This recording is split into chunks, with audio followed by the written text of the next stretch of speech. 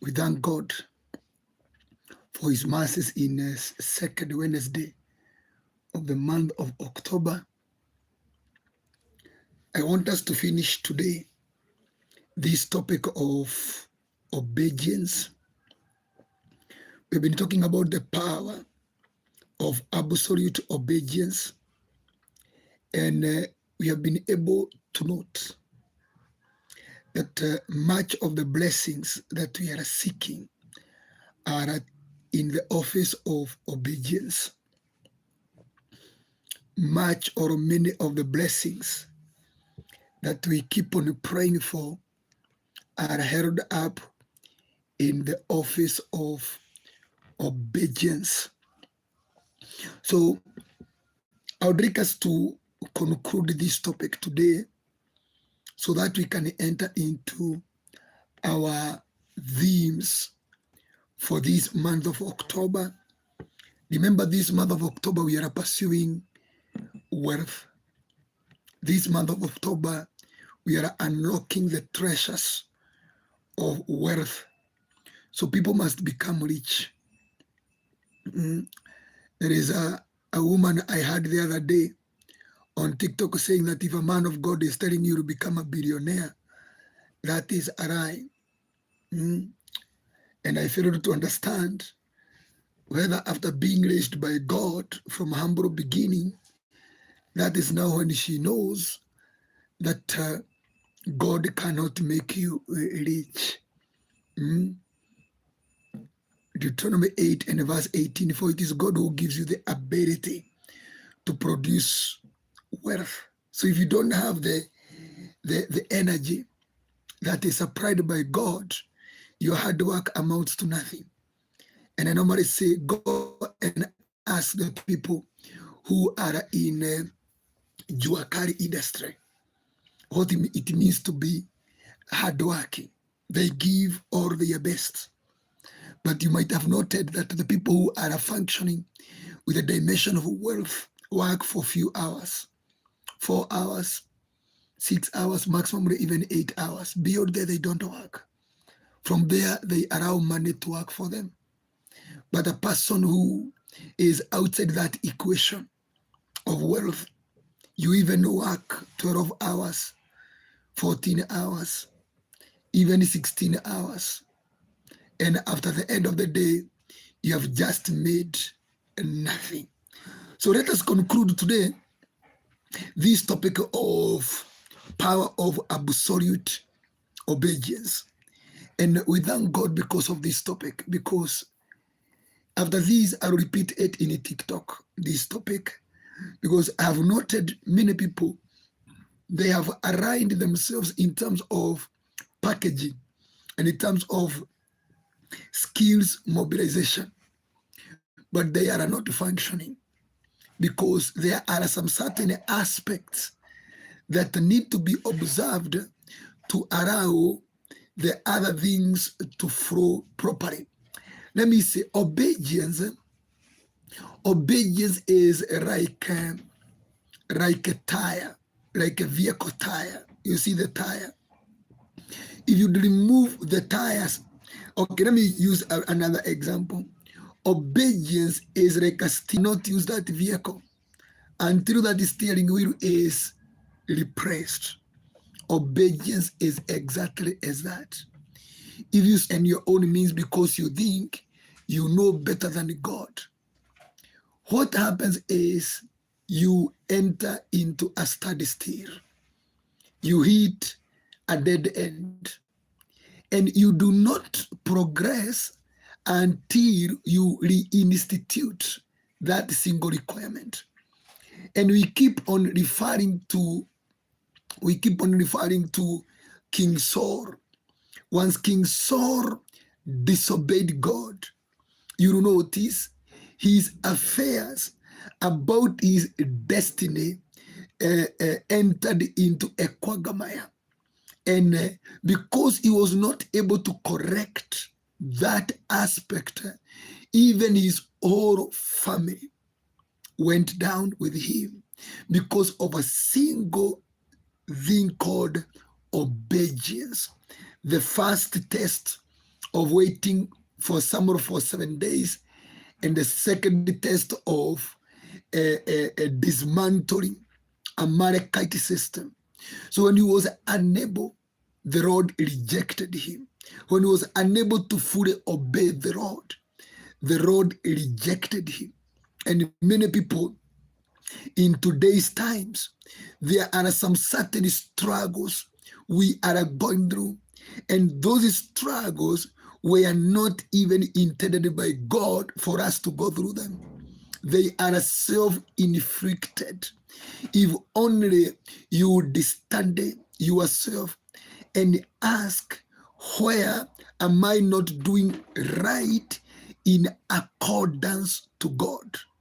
Not in accordance to your beliefs, but in accordance to God.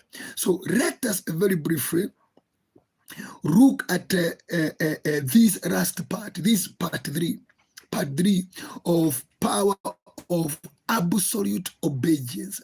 And I've been able to realize and to know that without obedience, there are things of God you do not have a direct access to. No wonder why we are in a manipulating, frauding system of gospel, because we are trying to look for things that can replace obedience. Can we consider Deuteronomy 5 and verse 33? Deuteronomy 5 and verse 33 says, walk in all the way that the Lord your God has commanded you, so that you may live and prosper and prolong your days in the land that you will possess. I love that scripture. The Lord is tying some certain life realities to obedience. And he is saying, walk in all the way that the Lord your God has commanded you. He is saying, be in absolute obedience. And he's saying, if you do so, then these blessings are your portion. And he says, you will live. Number 2 is saying, you will prosper. And number 3 is saying, you will prolong your days. Amazing blessings. Long lifespan. You do not walk with the spirit of perishability.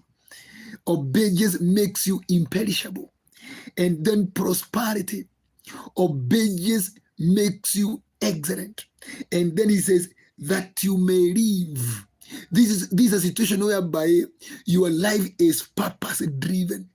But he has tied these 3 wonderful blessings to one single requirement: obedience. Walk in the ways of the Lord that he has commanded you. Then you live, you will prosper, and you will prolong your days in the land that you are entering to possess. So you don't get employed and tomorrow you are sacked.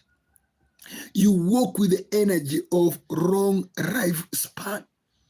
So in everything of your life that you observe time, you don't walk with expiry date energy.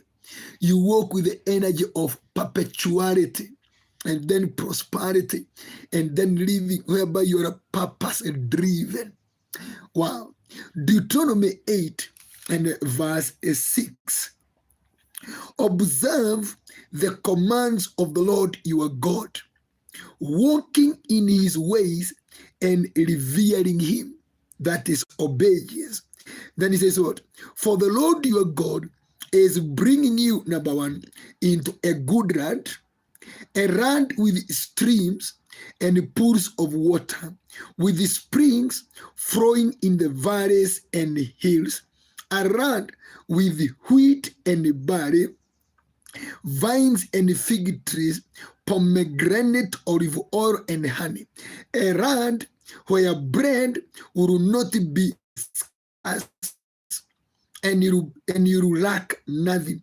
A land where the logs are iron, and you can dig copper out of the hills. Wow.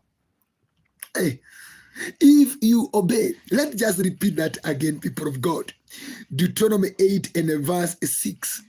Observe the commands of the Lord your God. So you're saying, obey what the Lord tells you, walking in his ways and revering him. Then he says what? For the Lord your God is bringing you into a good land. What kind of a land? Number one, a land with streams and pools of water, with springs flowing in the valleys and hills. Okay, number two, a land with wheat and barley, vines and fig trees, pomegranate, olive oil, and honey. Number three, a land where bread will not be scarce and you lack nothing. Number four, a land where the logs are iron and you can dig copper out of the hills. 4 dimensions or 4 dimensions of energy of rad blessings, of the rad blessings. Four dimensions of the blessings of the land. And he's saying, this you only need to be in obedience. There is nothing like you need to fast, you need even to pray, you need to make whatever it may be. He is saying, no. What have I told you to do? Then do exactly that. Obey, observe his commands. Do as the Lord has told you to do. That aspect of obedience only is saying it will connect you with the 4 dimensions of blessings of the land. The land, wherever you are, whether you are in a city or you are in the up country, wherever you are, you're operating from a dimension of the land. That land releases 4 dimensions of its blessing. In the area of water, in the area of agricultural excellence, in the area of food production, in the area of minerals, you enjoy those 4 dimensions of the blessings. That's the reason why the devil, knowing that the best blessings of God are tied with obedience, then he invests in our disobedience. The devil now brings us to a place of defiance and insolence, to a place of rebellion, because the devil knows if these people can obey the Lord their God, then all these, what we call material blessings in the general aspects, they will connect. They will connect. I pray, may God give us the ability to obey him. Because the moment we will run the art of absolute obedience to God, I'm telling you the truth, the things you have been praying for, you will not need to pray for them. They will just appear. Because the key that arouses their flow is called obedience. That is why you would have noted in Hebrews 5 and verse 8, Jesus had to pass the test of obedience in the Garden of Gethsemane, that is recorded in Philippians 2. That he obeyed God to death, even the death on a cross. Therefore, God have exalted him far above obedience. Their people do not know how to obey or how to function in the frequency of obedience. God can test your obedience even through your own child. Even through your own child, God can test you.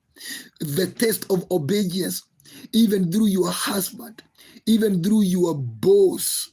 And God is testing your obedience in the area of reverence, submissions, and even in the area of humility. Because whatever you are fighting for, almost you have given out all your money to pastors. Pursuing that, you have fasted until intestines are now part of your backbones and your ribs, because you have fasted and fasted as if you are committing suicide. You have prayed until you now have another voice, like the voice of the alcoholic. The original voice is no longer because you have prayed and you have overprayed. You have stayed in the church until people call you Beakanina, because you are always in the church. But whatever you are pursuing, you are not getting it. Imagine all those things we are seeing them. They are in the office of obedience. Just imagine the era we are working with. Imagine all those blessings. This is part 3. And you have seen all the blessings we keep on pursuing. They are in the office of obedience. What is that God has ever told you to do and you never did? Can you go back and do it? I don't know what it is. But has the Lord ever instructed you to do something and you did not see the value of doing it? Imagine if only you would have done it and you see what would have happened to you. Can you choose to obey God? Choose to obey God. Rise up and declare that I am going to obey God, even if it is not pleasant. Sometimes when God tells you to obey, He is telling you to do something that is in contrary to your desires and your appetites and your cravings. But the moment you obey Him, it becomes, actually, you enjoy honey of the heaven. Deuteronomy 10 and verse 12. Can you listen to these people of God? And now, O Israel, what does the Lord your God ask of you but to fear the Lord your God, to walk in all His ways, to love Him, and to serve the Lord your God with all your heart and with all your soul, and to observe the Lord's command and decrees that I am giving you today for your own good. Yes, he said, for your own good. To the Lord your God belongs heavens, even the highest heavens, the earth and everything in it. Yet the Lord set His affection on your forefathers and loved them, and He chose you, their descendants, above all the nations as it is today. So when you are functioning in the obedience to the Lord, in the fear of the Lord, in reverence to the Lord, together, it is for our own good. The Lord set His affection on us, and the Lord put us above all other nations. Do you see? Promotion is in obedience of the Lord.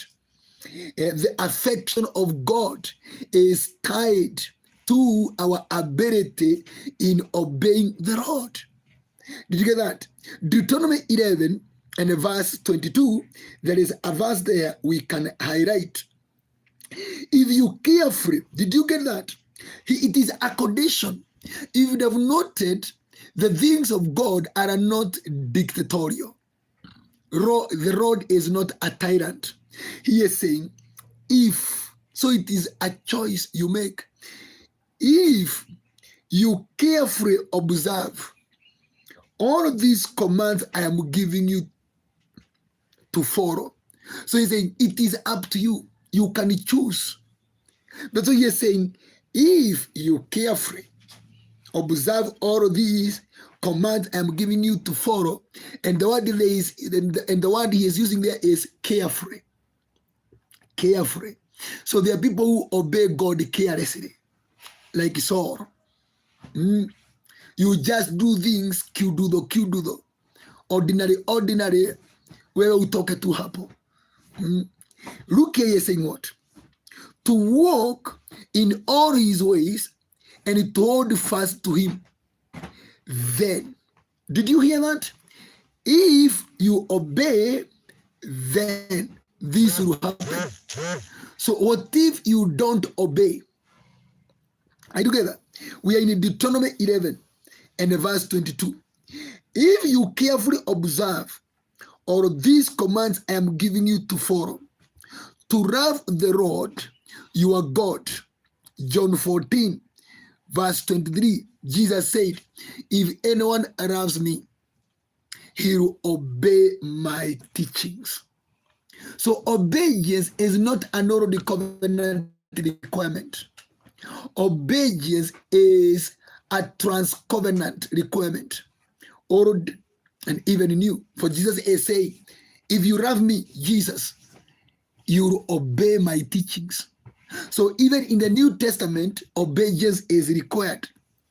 He is saying in verse 23, then the Lord will drive out all these nations before you, and you will dispossess nations larger and stronger than you.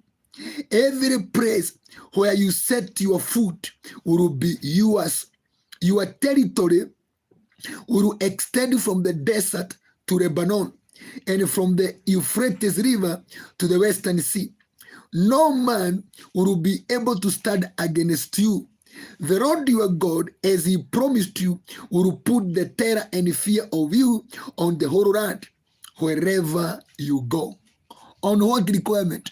Not on the requirement of fasting, not on the requirement of praying, not in the requirement of going to churches, this church, then that church, then that church. The Lord have said,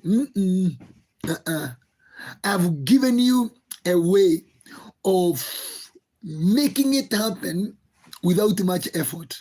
And he said, obedience. If the Lord tells you to be waking up at 3 a.m.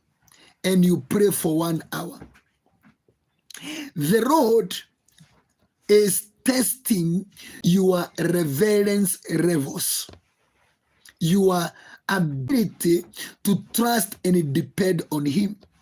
And then he is saying, if you do obey, let us count these blessings. We are in Deuteronomy 11, verse 22 to verse 25. Can we count those blessings that have been tied with obedience? If you obey, obedience attracts all those blessings. And that is what I love very much.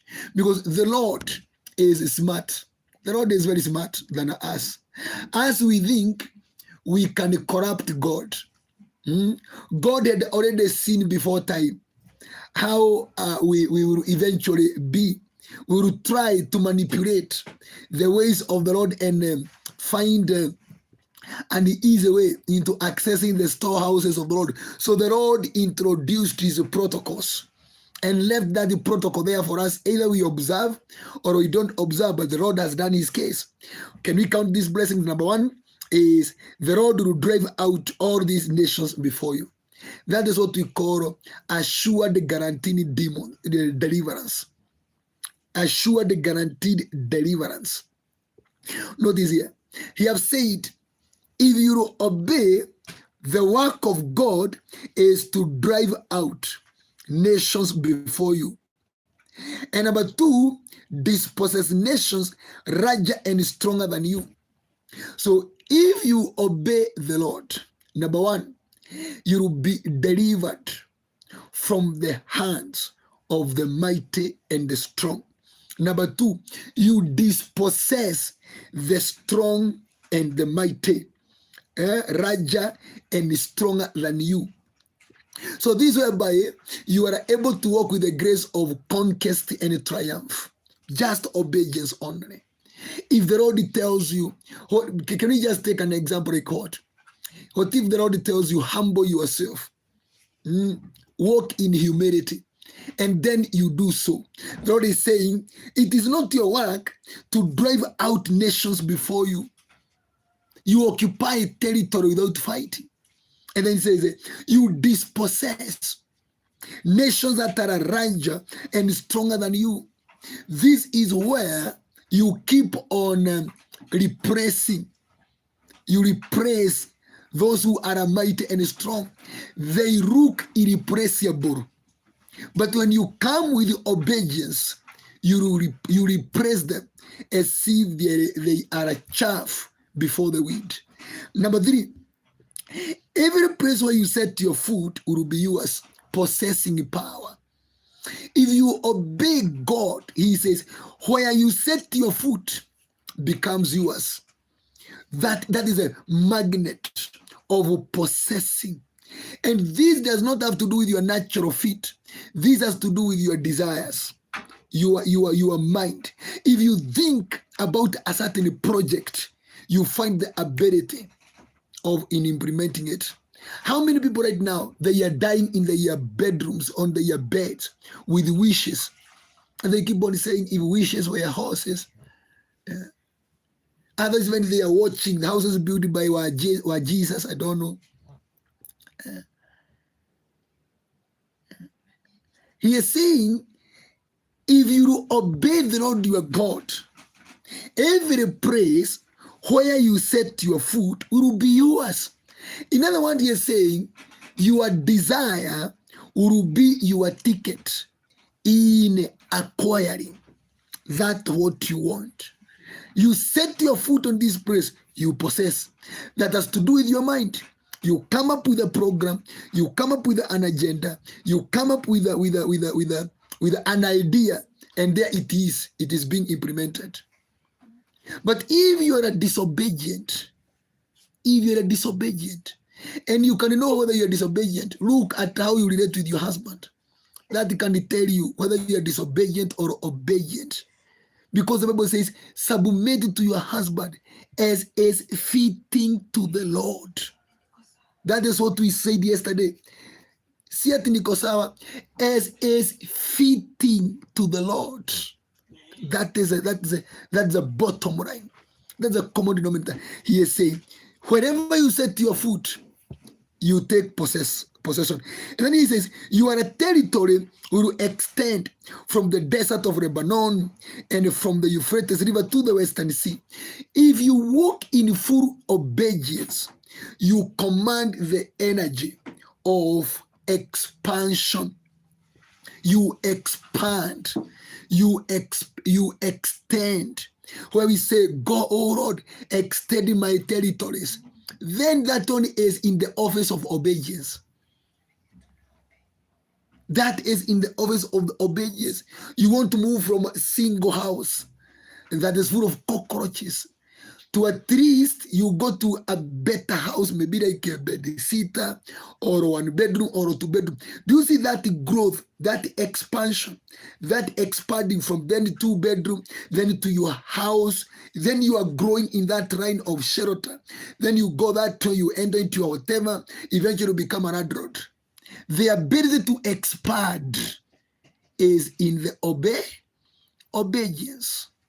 If your husband tells you to do something, and he keep on insisting, you do it, insisting, repeating, 1 year, another year.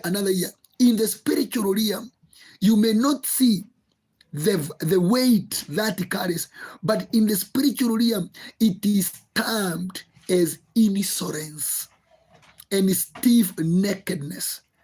You hear your husband telling you, the problem with you is that you don't like me telling you anything. That person is addressing the posture of your attitude in the spiritual realm. You may view him from an eye of a human being, but that is a signal that is being sent to you from the spiritual realm that there is an area you are supposed to cross and access But what is limiting you is a battle of rebellion, of the attitude. I hope I've communicated something. And then he says something here. He says, no man will be able to stand against you. If you imagine a guy, look at these blessings, people of God. And imagine all of them, they are in the office of obedience. He is saying, no one will be able to stand against you. What does that mean? That your enemies become subject to you. And this is amazing. If you obey the Lord, no one will be able to stand against you. The Lord your God, as he promised you, will put the terror and the fear on you on the whole land wherever you go. If you obey the Lord, you command dominion authority. He is saying, are you in obedience? Now the Lord put fear and dread of you and terror of you in people's hearts. So when people look at you, they just start trembling. They start just fearing. You ask them, what is wrong? They can't tell. There is a move that is in that atmosphere that makes you to be dreaded, that makes you to be feared. And this is what you notice, these people mostly who rule us, they have that energy of instilling dread. But now we are being told here in our lessons today that you instilling dread, whereby people fear you, is in the office of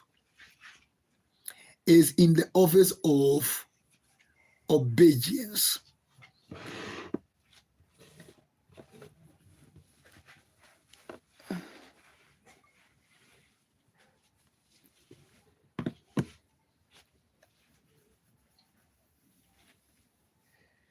Deuteronomy 19 and verse 9.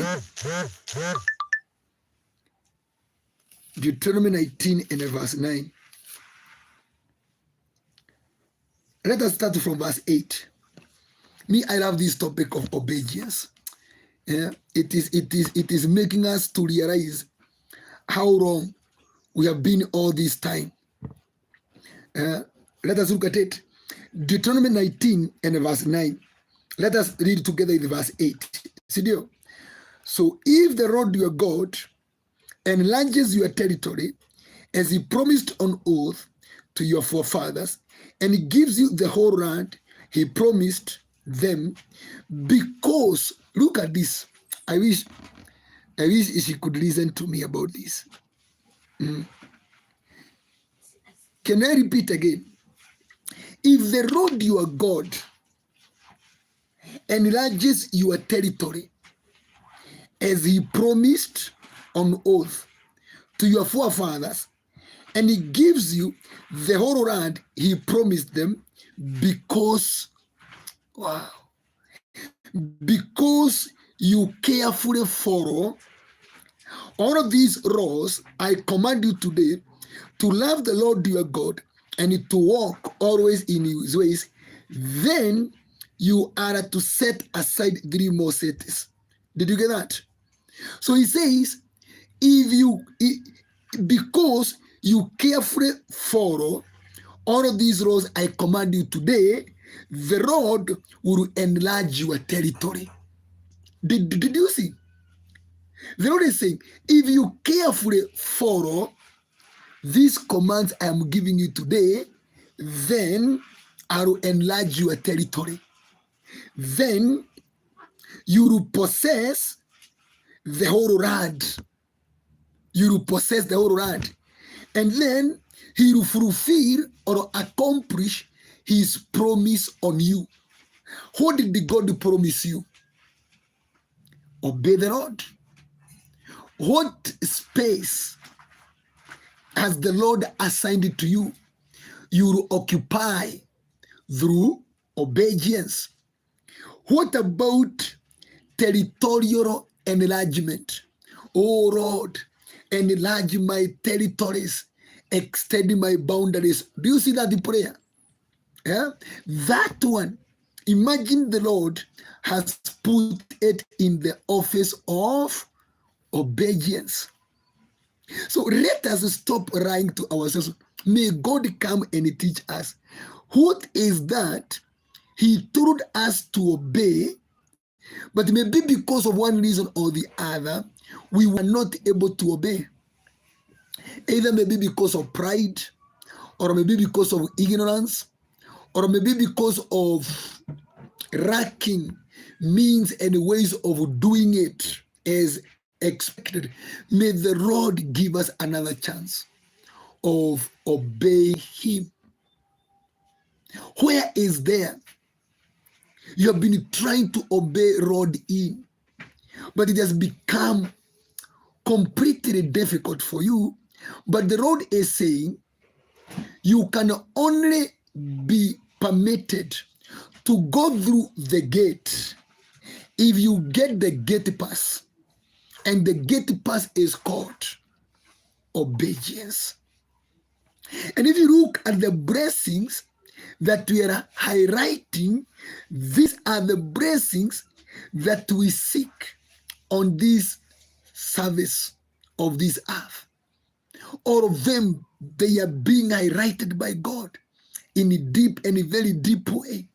But He is saying, enter into the office of obedience. Sit down and do the exam of obedience. If you pass that test, that paper of obedience, all those blessings, me have no problem with them. I'm not using them. I don't need them. They are for your consumption. But as long as you're not obeying me, then you are your own enemy. Because disobedience makes you to be an enemy of yourself. Yes. So you keep on fighting, saying, Lord, I release consuming fire on my enemies. And that the enemy is you. Because disobedience makes you to be your worst enemy. But obedience, wow, it is a conveyor belt that propels you to the height you never imagined you could ever attain. Because the blessings, these blessings, do you hear? We are highlighting them one after the other. They are in the office of obedience. If you enter in that office, you find all of them there waiting for you. Wow. I told you John 14, verse 23 said what? If you love, Jesus replied, if you love me, you would obey my teachings. And my Father will love you. And me and my Father, we shall come and make our dwelling in you. So carrying the double presence, the double dimension of the presence of God, that is the Son and the Father, is enabled through obedience. And obedience can be defined as fearing the Lord, reverence to the Lord, loving the Lord with all your heart and everything, heeding to His voice, observing His requirement and all that. Deuteronomy 26 and verse 17. Deuteronomy 26 and verse 17.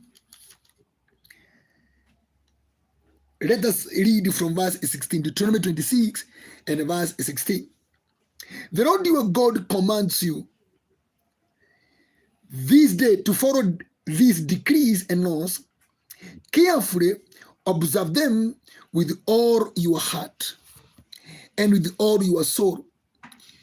You have declared this day that the Lord is your God, and that you will walk in His ways, that you will keep His decrees, commands, and laws, and that you will obey. And that you will obey. And the Lord has declared this day that you are his people, his treasured possession, as he promised, and that you are to keep his commands. He has declared that he will set you in praise, fame, and honor high above all the nations he has made, and that you will be a people holy to the Lord your God as he promised. Wow. Deuteronomy 26, verses 16 to 19.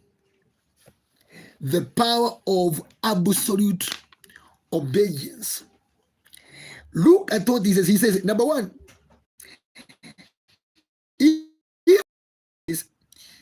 you will become the Lord's treasured possession. What makes you to walk with the identity of the Lord's treasured possession is not scriptural pronouncement, but it is your ability to fully obey the Lord. If you walk in disobedience, it is very difficult for God to say, that is my son and daughter. Because even in a natural aspect, what makes you to function with the identity of your father is you are heeding their instruction. And the Lord is saying through Deuteronomy 26, 16 to 19, that if you obey the Lord your God, you will be his treasured possession. You will be his treasured possession.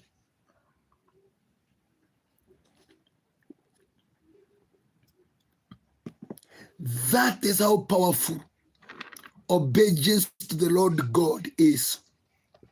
We become the apple of his eye. We become his treasured possession. We become so important to him. Number two, he says, you are to keep his, okay, he says, as I have declared, he will set you in praise. He will set you in praise and fame and honor high above all the nations he has made, and that you will be a people holy to the Lord your God. So obedience makes God to advance us in praise, fame, and honor high above anyone else. People praise us. We become famous and we are respected. We are dignified. And then obedience makes us to be pronounced as holy. And obedience makes us to be his treasured possession. So the matrix of being a treasure, being of value, treasured possession, being of high value, and being praised. This is whereby people speak good about you, and being famous. That has to do with favor, and being honored. That has to do with our dignity, or our being respected. And then we're being considered as holy. These are tied with obedience.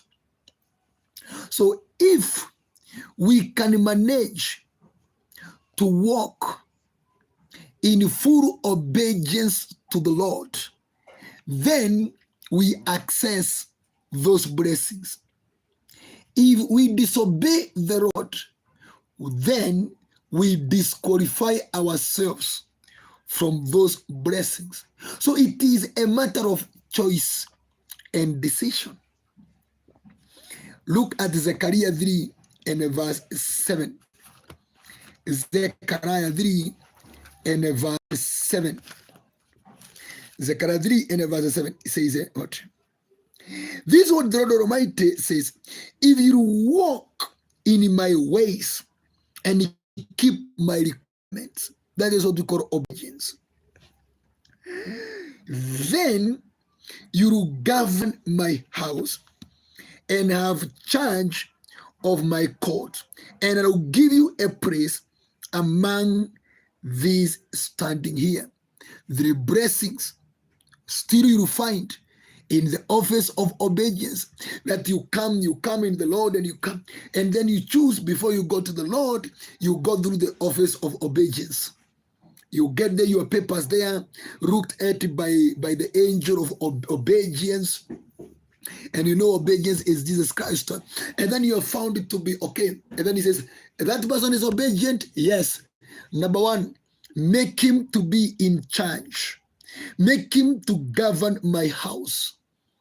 So obedience gives you mantle of leadership. Number two, make him to be in charge of my courts. Obedience gives you dominion authority. And number three, and I'll give you a place among these standing here.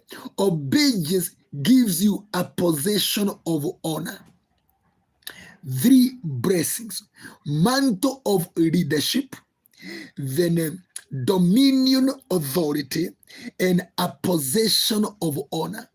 They are tied to obedience. And that is why you notice when Judah was given the mantle or the scepter of leadership, that scepter was tied with obedience. In Genesis 49 and verse 10, the scepter will not depart from Judah, nor the ruler's staff from between his feet, until he comes to whom it belongs, and the obedience of the nations is his. So meaning even the scepter of rulership is connected to obedience. So we have read in the book of Zechariah chapter number 3 and verse 7, if you understand the technology and the psychology of obedience, just being able to obey the Lord tells you to do something, you do it without argument. He has said you will govern his house. That is a scepter of leadership. And then you be in charge of his court. That is dominion authority. And it will give you a place amongst those who are studying there. That is a possession of honor. These are connected to obedience.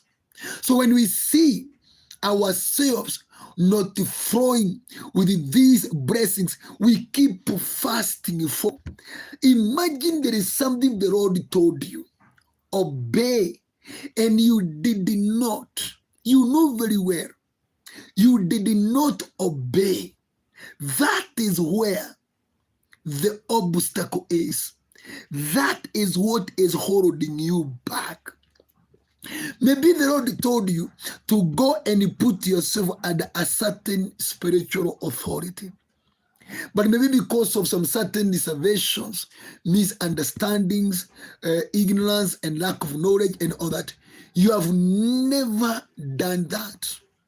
And you notice you have been trying to make headways forward. And it is now seeming to be impossible. It's as if that idea of going forward is expiring in you. No, obey. Even if you forgot it, let it be our prayer tonight. Oh Lord, reveal to us in a dream. What is that? You wanted us to obey. And until today, you are waiting for our obedience. so that you can unleash your blessedness system unto us. You cannot be obeying the Lord and the things tied with obedience are not happening to your life. God is not a liar. God is not a liar. If you have said, I've promised you something, and He is not fulfilling that promise, check yourself. There must be an area you have disobeyed God deliberately, either because of pride, or because of lack of knowledge, or maybe because you forgot. You know, God can tell you to do something and then you forget. So unless you are reminded, you might leave thinking you are going to Canaan, but you're on the reverse gear, very fast going back to Egypt. I do get that. First Chronicles 21 and verse 19. First Chronicles 21 and I thought we could finish it today, but this is not a topic you hurry, because there are things when we are reading and when we are studying, we are actually introspecting us. We are scanning ourselves, because sometimes your enemy is not even Satan. Sometimes your enemy is yourself. You have become hard-headed in the presence of the Lord. You are rebellious in the attitude. In your mind, you are in rebellion, you are in disobedience. But when we look at you from the outside, oh, you look like an angel. The Lord looks at the heart. There is somebody who keeps on telling me that the Lord looks at my heart, He knows my heart. First Chronicles 21 and verse 19. First Chronicles 21 and verse 19. What does it say? Let us look at this one. So David went up in obedience to the word that God had spoken in the name of the Lord. Did you hear that? So David went, I love this. So David, let us read verse 18. Are you together? Then the angel of the Lord ordered God to tell David to go up and build an altar to the Lord on the threshing floor of Araunah the Jebusite. So David went up in obedience to the word that God had spoken in the name of the Lord. So what was David supposed to do that was declared as obedience was to go and build an altar to the or in the name of the Lord at the threshing floor of Araunah the Jebusite. So God might have told you to build him an altar in the name of the Lord. And because of the modern gospel that is mostly against the altar and the sacrifices, you saw as if it was not God who spoke to you. And you have never been able to do that. And then you keep on asking God for blessings. And the Lord is saying, the blessings you are asking, they are in you obeying what I told you. So go back, obey. If you obey, you don't have to pray for that blessing. That obedience is the platform that receives the blessing you are asking. So if you would obey, you don't have to pray for that blessing. Obedience is the magnet. So that the blessing stays where obedience is. And he was told to build an altar to the Lord. Notice here, two things happened when the David obeyed the word of the Lord. What are these two things? Number one, you can see it in verse 26b. He called on the Lord, and the Lord answered him with fire. from heaven on the altar of burnt offering. When you obey the Lord, accordingly, you call on the name of the Lord, and the Lord answers you with fire. He doesn't just answer you, he answers you with fire. So obedience equals answered with fire. Number 2, if you obey the Lord, the plague stops. The chronic, terminal, incurable diseases stops. So obedience equals to healing, supernatural healing of God. Number 3, the angel with the sword of destruction was withdrawn. So when you obey the Lord as he has commanded you, the entity or the agent of life destruction is withdrawn. Just that. Obedience. That's how powerful obedience is. Are we really going to obey the Lord, or shall we continue resisting in obeying the Lord? Shall we continue defining for the Lord what obedience is, or are we going to heed to what the Lord is telling us? Shall we continue advising the Lord as if he is short of the knowledge, or are we going to stand and heed to the divine instructions? Power of absolute obedience to the Lord God. Let us use this verse, 1 Kings 3 and verse 14. 1 Kings 3 and verse 14.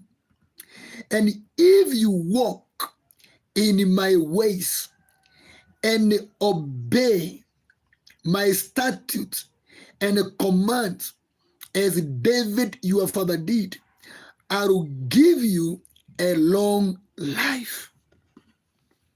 If you obey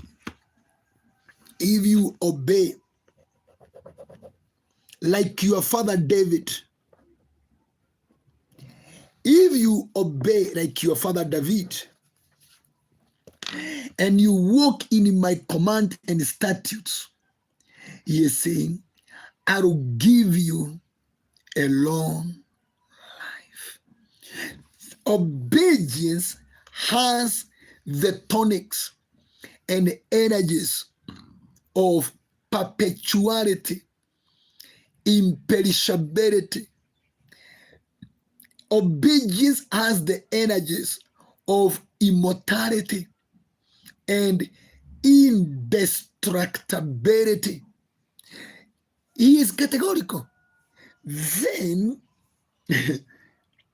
I will give you a long life of peace, calmness, quietness, a long life of prosperity and grace, a long life of enjoying the goodness and the mercies of the Lord. Many people are walking with a short lifespan.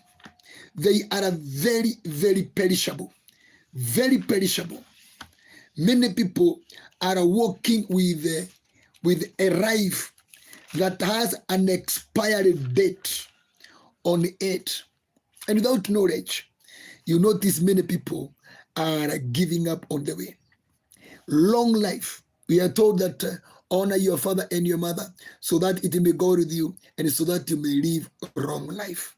Now, honoring them, that is obedience to God. Because it is God who have told you, go and honor your father, go and honor your mother. When you do that, you are obeying the Lord your God, and he's saying, I will give you a long life. That is part 3 of the power of absolute obedience. May God give us the grace. May God give us the ability to obey him in Jesus' mighty name. May God bless you so much, and may God do you the very best. Let us meet tomorrow, Thursday, as we enter into the home stretch of the final part 4 of obedience, power of absolute obedience to the Lord. The question is, what is it to obey the Lord? Is simply doing what he has told you what to do. God bless you so much, and have the best of the day in Jesus' mighty name. Shalom and shalom and shalom. God bless you so much.